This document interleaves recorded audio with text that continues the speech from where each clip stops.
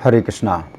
तो अभी हम भगवद गीता के तीसरे अध्याय के अंतर्गत श्लोक संख्या 26 पर विचार करेंगे। न बुद्धिभेदम जनयेत् अज्ञानां कर्म संगिनां जोषयेत् सर्वकर्माणि विद्वान युक्ता समाचरन्। तो यहाँ पर भगवान कह रहे हैं न बुद्धिभेदम जनयेत्, कि बुद्धि भेद पैदा नहीं करना चाहिए, बुद्धि में भेद पैदा नहीं करना चाहिए। अज्ञानाम कर्म संगिनाम, जो अज्ञानी हैं और कर्मों में आसक्त हैं उनकी बुद्धि में भेद उत्पन्न नहीं करना चाहिए। जो सेत सर्वकर्माणि, तो उसे अज्ञानियों को सब प्रकार के कर्मों में लगाना चाहिए। विद्वान, जो विद्वान है और युक्त है, यानी श्री कृष्ण से जुड़ा हुआ है, समाचरण, स्वयं आचरण करे और उनको भी अच्छी प्रकार से सब कर्मों में लगाए। तो हम सुनेंगे प्रभुपाद तात्पर्य में क्या लिखते हैं। श्रील प्रभुपाद की जय। वेदैश्च सर्वैरहमेव विद्या, ये सिद्धांत संपूर्ण वैदिक अनुष्ठानों की पराकाष्ठा है। क्या कि समस्त वेदों के द्वारा श्री कृष्ण ही जानने योग्य हैं। ये सिद्धांत सारे अनुष्ठान, सारे यज्ञ तथा वेदों में भौतिक कार्यों के लिए जो भी निर्देश हैं उन सबों समेत सारी वस्तुएं श्री कृष्ण को जानने के निमित्त हैं, जो हमारे जीवन के चरम लक्ष्य हैं। लेकिन चूंकि बद्ध जीव इंद्रिय तृप्ति के अतिरिक्त और कुछ नहीं जानते, अतः वे वेदों का अध्ययन इसी दृष्टि से करते हैं। किंतु सकाम कर्मों तथा वैदिक अनुष्ठानों के द्वारा नियमित इंद्रिय तृप्ति के माध्यम से मनुष्य धीरे धीरे कृष्ण भावनामृत को प्राप्त होता है। अतः कृष्ण भावनामृत में स्वरूप सिद्ध जीव को चाहिए कि अन्यों को अपना कार्य करने या समझने में बाधा ना पहुँचाए, अपितु उन्हें ये प्रदर्शित करे कि किस प्रकार सारे कर्म फल को श्री कृष्ण की सेवा में समर्पित किया जा सकता है। कृष्ण भावना भावित विद्वान व्यक्ति इस तरह कार्य कर सकता है कि इंद्रिय तृप्ति के लिए कर्म करने वाले अज्ञानी पुरुष ये सीख लें कि किस तरह कार्य करना चाहिए और आचरण करना चाहिए। यद्यपि अज्ञानी पुरुष को उसके कार्यों में छेड़ना ठीक नहीं होता, परंतु यदि वह रंच भर भी कृष्ण भावना भावित है तो वह वैदिक विधियों की परवाह न करते हुए सीधे भगवान की सेवा में लग सकता है। ऐसे भाग्यशाली व्यक्ति को वैदिक अनुष्ठान करने की आवश्यकता नहीं रहती, क्योंकि प्रत्यक्ष कृष्ण भावनामृत के द्वारा उसे वे सारे फल प्राप्त हो जाते हैं जो उसे अपने कर्तव्यों के पालन करने से प्राप्त होते। तो यहाँ प्रभुपाद का तात्पर्य समाप्त हुआ। अब हम सुनेंगे श्री भगवान ने कहा में इस श्लोक की किस प्रकार व्याख्या हुई है। पिछले श्लोक में भगवान ने कृष्ण भावना भावित व्यक्ति के लिए अपनी आज्ञा सूचित की थी कि जो अज्ञानी लोग इंद्रिय तृप्ति में आसक्त हैं उन्हें वैदिक कर्मों को करते रहने के लिए वह प्रोत्साहित करते हुए स्वयं अनासक्त होकर वैदिक कर्म करे। अब इस श्लोक में भगवान अपनी इस आज्ञा को और अधिक पुष्ट करने के लिए इस आज्ञा के विपरीत आचरण का निषेध करते हुए फिर से अपनी इसी आज्ञा को दोहरा रहे हैं। तो भगवान क्या कह रहे हैं, न बुद्धि भेदम जनयेत् अज्ञानाम कर्म संगिनाम, अर्थात कृष्ण भावना भावित व्यक्ति को चाहिए कि वो अज्ञानी तथा कर्मों में आसक्त लोगों में बुद्धि भेद उत्पन्न ना करे। पिछले श्लोक में भगवान ने जो आज्ञा विधि के रूप में दी थी कि कृष्ण भावना भावित व्यक्ति अज्ञानी और कर्म में आसक्त लोगों को वैदिक कर्म करते रहने के लिए प्रोत्साहित करे, उसी आज्ञा को यहाँ पर भगवान निषेध के रूप में दे रहे हैं कि कृष्ण भावना भावित व्यक्ति उनकी बुद्धि में भेद उत्पन्न ना करे, कि कहीं ऐसा ना हो कि वे अज्ञानी और कर्मों में आसक्त लोग वैदिक कर्मों को छोड़ बैठें।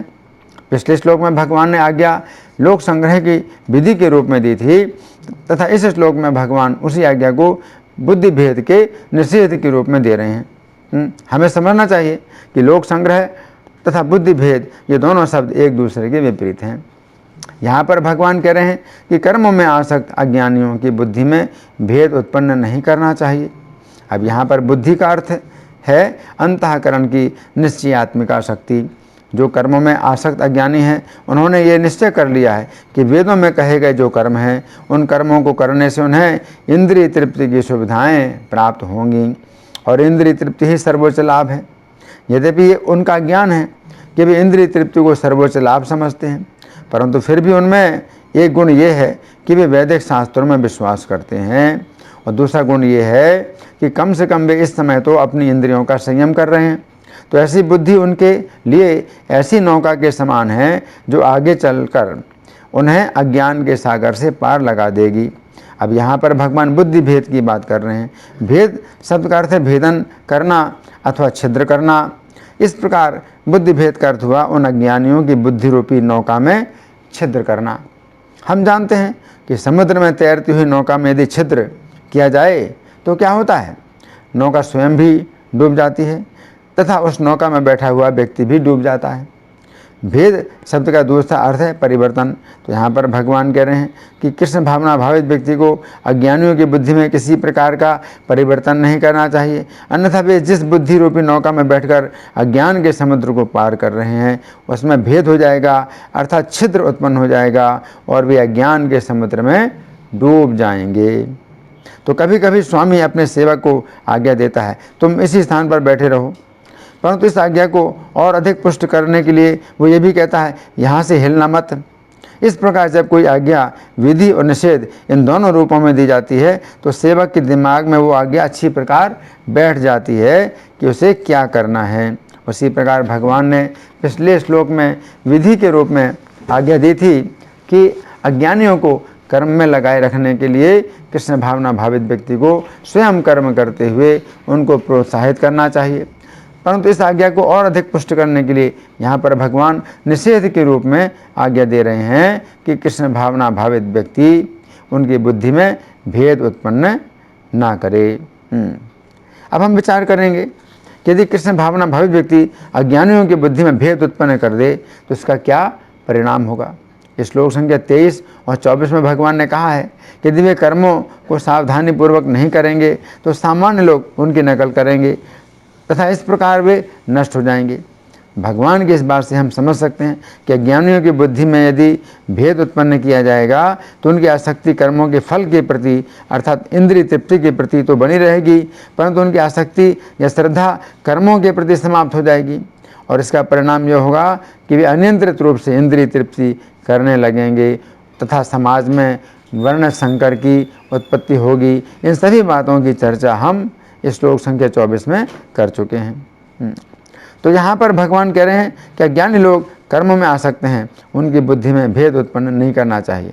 भगवान की इस बात से ये भी पता चलता है कि जो लोग अज्ञानी होते हैं वे कर्मों में आसक्त होते हैं। कर्मों में आसक्त होने से जीव को जिस प्रकार गर्भवास के दुखों से बंधना पड़ता है इसका वर्णन चैतन्य भागवत मध्य खंड के प्रथम अध्याय में भगवान चैतन्य अपनी माता सची देवी के समक्ष करते हैं। हे माता, जीव के जो परम गति श्री कृष्ण हैं उनका भजन न करने से जो जो दुर्गति होती है वो सब चित्त देकर सुनो। जीव मर मर कर बारम्बार गर्भवास पाता है, उस समय उसके संपूर्ण शरीर में अपवित्र मल लिपटा रहता है। माता जो भी कड़वा खट्टा नमकीन वस्तु खाती है उसका रस जा जाकर उसके शरीर में लगता है, जिससे वह बड़ा कष्ट पाता है। उसके मांसमय शरीर को छोटे छोटे कीड़ों के दल घेर घेर कर खाते हैं, उन्हें हटाने की शक्ति उसमें नहीं होती, इससे वह बार बार मूर्छित होता रहता है। गर्म पिंजरे के भीतर पड़ा हुआ वो हिल डुल भी नहीं सकता, फिर भी जो उसके प्राण बचे रहते हैं वो केवल प्रारब्ध भोग के लिए हैं। तो यहाँ पर भगवान कह रहे हैं अज्ञानाम कर्म संगिनाम, अर्थात जो अज्ञानी लोग हैं वे कर्मों में आसक्त होते हैं। इस बात से निष्कर्ष ये निकलता है कि अज्ञान का अर्थ है कर्मों में आसक्ति तथा ज्ञान का अर्थ है श्री कृष्ण में आसक्ति। गीता 7:1 में भगवान अर्जुन से कहते हैं कि हे अर्जुन, तुम जिस प्रकार मुझ में आसक्त मन वाले होगे उस प्रकार का ज्ञान अब मैं तुम्हें बताऊंगा।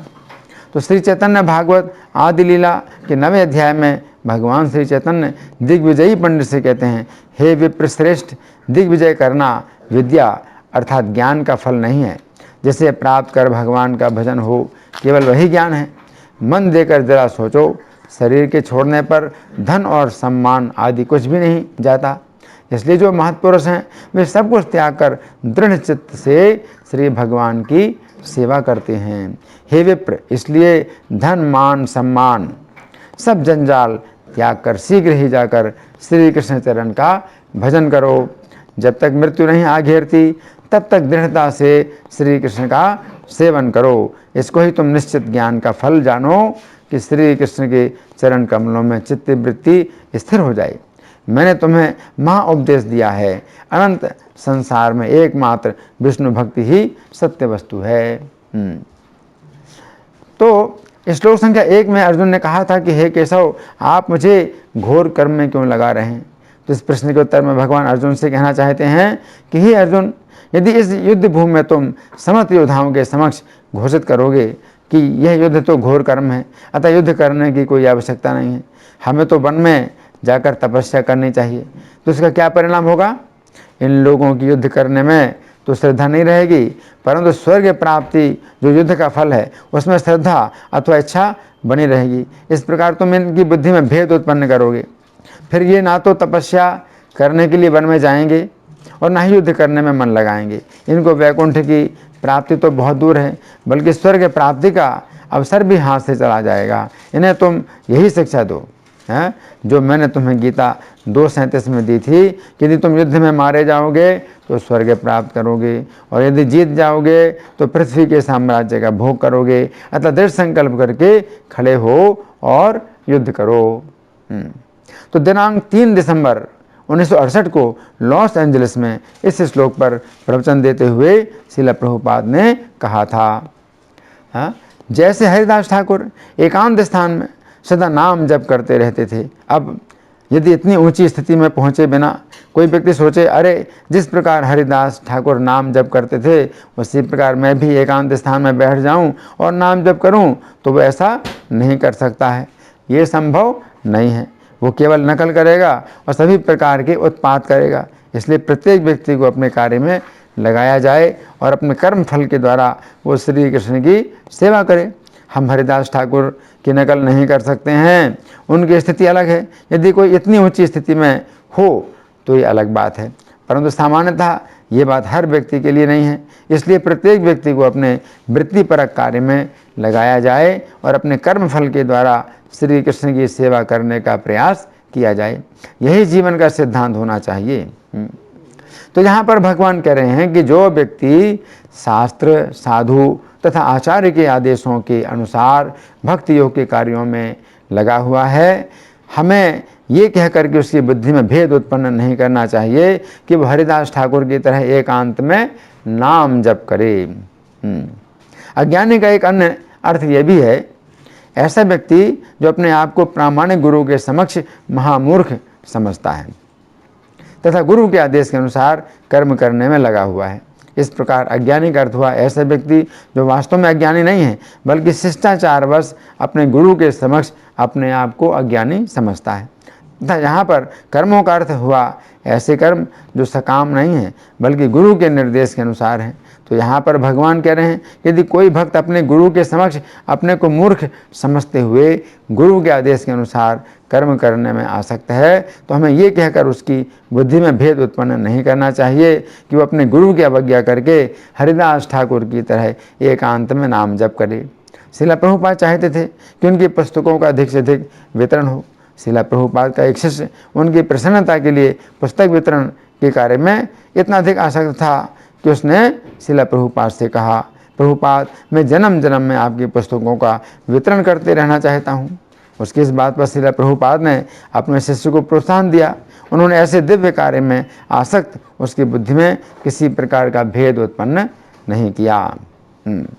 अब इस श्लोक की दूसरी पंक्ति में भगवान कहते हैं जो सेत सर्वकर्माणि विद्वान युक्तः समाचरन्, अर्थात विद्वान व्यक्ति भक्ति भाव से कर्म करते हुए उन अज्ञानियों को भी सभी प्रकार के कर्मों में लगाए।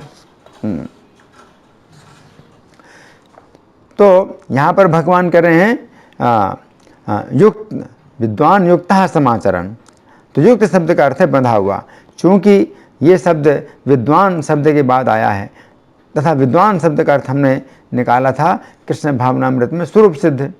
अब यदि कृष्ण भावनामृत में स्वरूप सिद्ध के लिए ये बात आए कि वो युक्त है अर्थात बंधा हुआ है, तो प्रश्न उठता है कि कृष्ण भावनामृत में स्वरूप सिद्ध व्यक्ति किस वस्तु से बंधा हुआ है।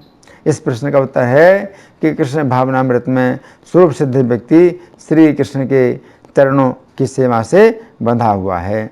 गीता 5:12 में भगवान कहते हैं, युक्त अर्थात निश्चल भक्त शुद्ध शांति प्राप्त करता है, क्योंकि वह समस्त कर्मफल मुझे अर्पित कर देता है। किंतु अयुक्त अर्थात जो व्यक्ति भगवान से युक्त नहीं है और जो अपने श्रम का फल कामी है, वो बंध जाता है।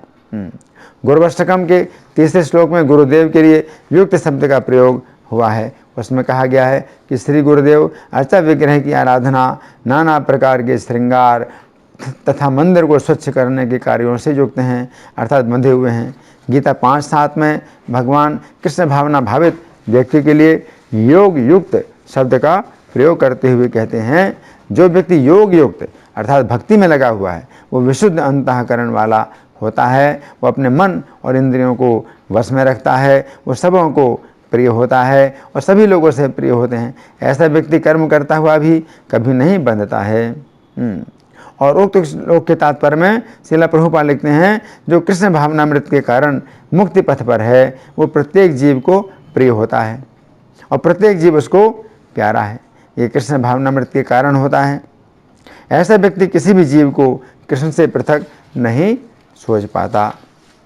ऐसा व्यक्ति किसी भी जीव को कृष्ण से पृथक नहीं सोच पाता। जिस प्रकार वृक्ष की पत्तियां और टहनियां वृक्ष से भिन्न नहीं होती, वो भली भांति जानता है कि वृक्ष की जड़ में डाला हुआ जल समस्त पत्तियों तथा टहनियों में फैल जाता है, अथवा आमाशय को भोजन देने से शक्ति स्वतः पूरे शरीर में फैल जाती है। ऐसा व्यक्ति जो युक्त है, उसकी परिभाषा देते हुए भगवान गीता 6:8 में कहते हैं, जो व्यक्ति अपने अर्जित ज्ञान तथा अनुभूति से पूर्णतया संतुष्ट रहता है, जो आध्यात्मिक रूप से स्थिर है, जिसने अपनी इंद्रियों पर विशेष रूप से नियंत्रण प्राप्त कर लिया है, तथा जो मिट्टी, पत्थर तथा स्वर्ण को समान दृष्टि से देखता है, ऐसा योगी युक्त कहलाता है। तो अब भगवान कहते हैं जोर सहित, यानी लगाना चाहिए। यहाँ पर भगवान कह रहे हैं कि कृष्ण भावना भावित व्यक्ति स्वयं कृष्ण भावनामृत से युक्त रहते हुए स्वयं कर्म करे तथा ज्ञानियों को भी सभी प्रकार के कर्मों में लगाए। यहाँ पर वर्णन है कि जो विद्वान है वह ज्ञानियों के साथ कैसे व्यवहार करे। विद्वान अपने चरित्र और वाणी से उन्हें प्रोत्साहित करे कि वे अपने कर्म और फलों को श्री कृष्ण की सेवा में लगाएं। और ये व्यवहारिक है।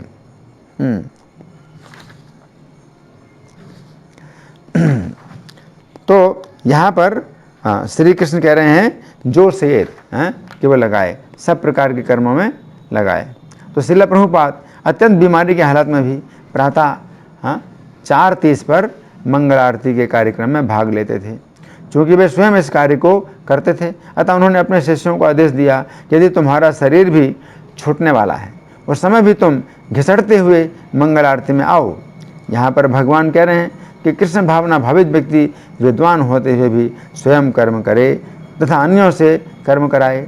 भगवान की शिक्षा के अनुसार श्रील प्रभुपाद भी इतने विद्वान थे कि वे रात भर पुस्तकें लिखते थे, फिर भी वे मंगल आरती में आते थे तथा भक्तों को भी इस कार्य में नियुक्त करते थे।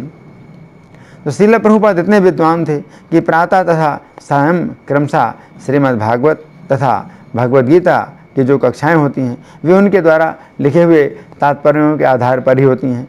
ऐसी स्थिति में उन्हें क्या आवश्यकता थी कि वे स्वयं प्रातः तथा स्वयं की कक्षा में सुनने के लिए बैठें, परंतु चूँकि भगवान का आदेश है कि कृष्ण भावना भावित व्यक्ति विद्वान होते हुए भी स्वयं कर्म करे तथा अन्यों से कराए, अतः श्रील प्रभुपाद स्वयं कक्षाओं में बैठते थे तथा भक्तों को भी बैठाते थे।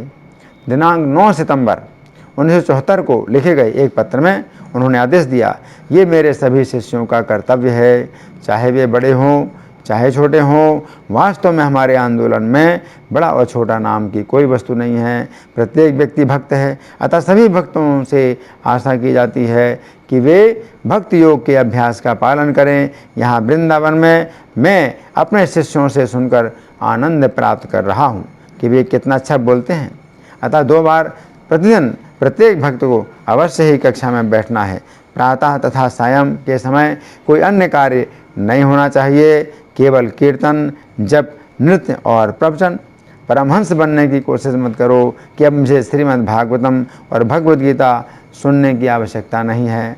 अपने गुरु महाराज से भी बड़े परमहंस बनने की कोशिश मत करो। मैं स्वयं जाता हूँ तथा कक्षा में बैठता हूँ तथा प्रवचन सुनने का आनंद लेता हूँ, अतः जो कुछ मैं करता हूँ तुम्हें भी वही करना है। तो समाचरण शब्द यहाँ पर भगवान करें समाचरण। तो सम तथा आचरण, सम का अर्थ है अच्छी प्रकार से, तथा आचरण का अर्थ है आचरण करते हुए। इस प्रकार समाचरण का अर्थ हुआ अच्छी प्रकार से आचरण करते हुए। यहाँ पर भगवान कह रहे हैं कि कृष्ण भावना भावित व्यक्ति सामान्य व्यक्ति की तरह कर्म करते हुए ये दिखलाए कि वो पूरी तरह से सामान्य व्यक्ति के धरातल पर है, अतः वो कर्मों को बहुत अच्छी प्रकार से करे ताकि सामान्य लोग भी पूरी तरह से मन लगाकर कर्म करें। भागवत 3रा स्कंद अध्याय 27 श्लोक संख्या 23 के तात्पर्य में श्रील प्रभुपाद लिखते हैं, पूर्ण कृष्ण चेतना में भक्त ऊपर से पूरा पूरा कर्मी प्रतीत होता है जो सदैव कार्य करता रहता है। भक्त के इन कार्यकलापों का आंतरिक महत्व ये है कि वे परमेश्वर की तुष्टि के लिए होते हैं, ये भक्ति कहलाती है। अर्जुन ऊपर से योद्धा थे, किंतु जब उन्होंने अपने युद्ध से भगवान कृष्ण की इंद्रियों को तुष्ट कर दिया तो वे भक्त बन गए। इति। तो यहाँ पर भगवान कहना चाहते हैं कि कृष्ण भावना भावित व्यक्ति पहले स्वयं कर्मी का अच्छी प्रकार से आचरण करे, फिर अन्यों को उन कार्यों में लगाए। तो श्रीमद् भागवत के 3 स्कंद में कर्दम मुनि के चरित्र का वर्णन आता है। उन्होंने 10,000 वर्षों तक तपस्या करके साक्षात भगवान विष्णु का दर्शन प्राप्त किया और आगे चलकर भगवान स्वयं कपिल मुनि के नाम से उनके पुत्र के रूप में अवतीर्ण हुए। कर्दम मुनि की पत्नी देवहूति भगवान कपिल देव की माता थी। ऐसी स्थिति में कर्दम मुनि का अत्यंत सौभाग्य था कि वे ऐसे दिव्य पुत्र तथा दिव्य पत्नी के संग का लाभ प्राप्त कर रहे थे, परंतु फिर भी कर्दम मुनि ने संन्यास लिया। अब प्रश्न उठता है कि कर्दम मुनि को ऐसी स्थिति में संन्यास लेने की क्या आवश्यकता थी। इस प्रश्न का उत्तर यही है कि चूंकि भगवान का आदेश है कि कृष्ण भावना भावित व्यक्ति सामान्य लोगों को सिखाने के लिए स्वयं वैसे ही कर्म करे, अतः कर्दम मुनि ने सामान्य लोगों को सिखाने के लिए संन्यास लिया। चूँकि वह सतयुग का समय था, अतः कर्दम मुनि सामान्य लोगों को ये दिखाना चाहते थे कि एकांत में ध्यान की विधि के द्वारा किस प्रकार भगवान की प्राप्ति होती है। इस श्लोक के बंगाली पद्यानुवाद में श्रील प्रभुपाद लिखते हैं, बुद्धि भेद नाहि करी मोड़ कर्मी देर, अज्ञानी ये है तारा ताई हेर फेर, ताई से साजाते हवे सर्व कर्म माझे, आपानी चाचारी सब अविद्या साजे। यहाँ पर श्रील प्रभुपाद लिख रहे हैं, बुद्धि भेद नाहि करी मूढ़ कर्मी देर, अर्थात विद्वान व्यक्ति मूर्खों की बुद्धि में भेद उत्पन्न ना करे।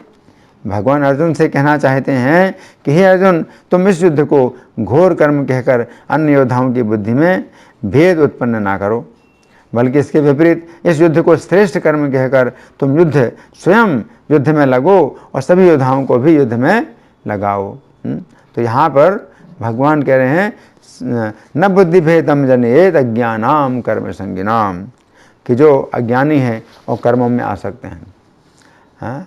तो श्लोक संख्या 25 में भी भगवान ने अविद्वान शब्द का प्रयोग किया था। अब सक्ता कर्मणि अविद्वांसो, जो कर्म में आ सकते हैं वो अविद्वान हैं।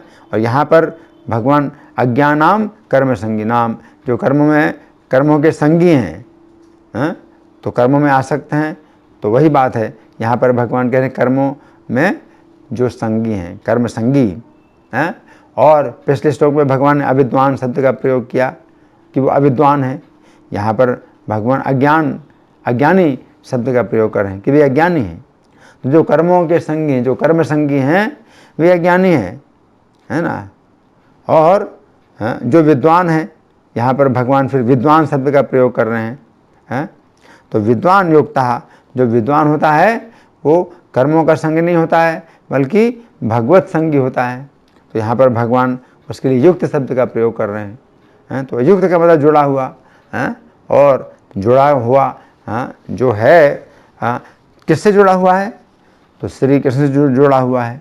तो वो कर्म संगी नहीं है बल्कि वो कृष्ण संगी है। तो दो प्रकार के लोग हैं, एक तो हैं कर्म संगी, वे होते हैं अज्ञानी, और दूसरे होते हैं कृष्ण संगी, यानी युक्त हैं, तो वे होते हैं विद्वान, वे होते हैं ज्ञानी। तो यहाँ पर भगवान कह रहे हैं विद्वान युक्त समाचरण, कि विद्वान भी जो है व्यक्ति अच्छी प्रकार से कर्म करता रहे और अज्ञानियों को भी कर्म में लगाए, है ना।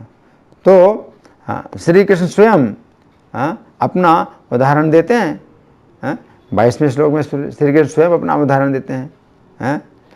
तो यहाँ तो बात है कि जो विद्वान हैं और श्री कृष्ण से जुड़े हुए हैं, तो यहाँ पर तो ऐसे भक्तों की बात भगवान कह रहे हैं। लेकिन श्लोक संख्या 22 में भगवान अपनी ही बात कहते हैं कि मैं भी कर्म में कर्म करता हूँ। भगवान कहते हैं श्लोक संख्या 22 में कि न मे पार्थास्ति कर्तव्यम त्रिशलोकेषु किंचन, कि तीनों लोकों में मेरे लिए कोई कर्तव्य नहीं है।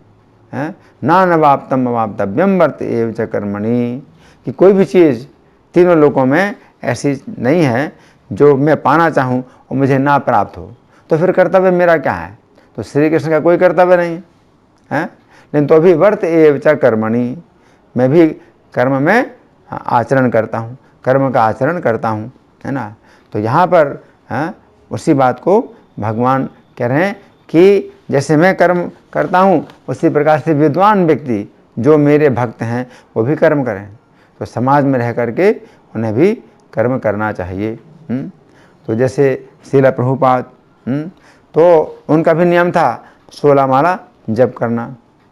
तो 16 माला जप करने का नियम प्रभुपाद का जो था, तो उन्हें क्या आवश्यकता थी, क्योंकि वे तो कृष्ण भावना भावित थे पूर्णतया। तो सोते जागते उनका जो चित्त है वो श्री कृष्ण में ही लगा हुआ था।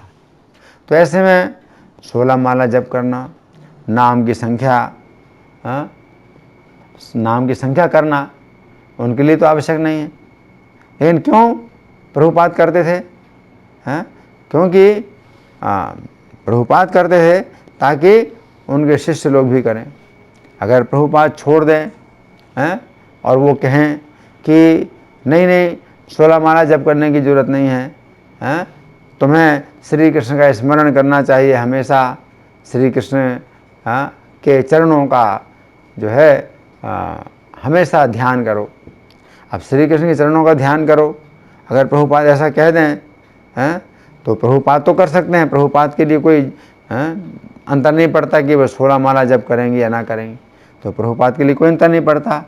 लेकिन जो सामान्य जो भक्त हैं, तो वे अगर 16 माला का जप करना बंद कर दें तो फिर जो है उनके लिए बहुत खतरा हो जाएगा, क्योंकि उनका मन श्री कृष्ण के चरणों में तो लगेगा नहीं, और कहाँ लगेगा, माया देवी के चरणों में लगेगा। तो फिर वो माया का ही चिंतन करेंगे, है ना। तो इसलिए प्रभुपाद ने बहुत कठोर नियम बनाया कि 16 माला सबसे ज़्यादा ज़रूरी है।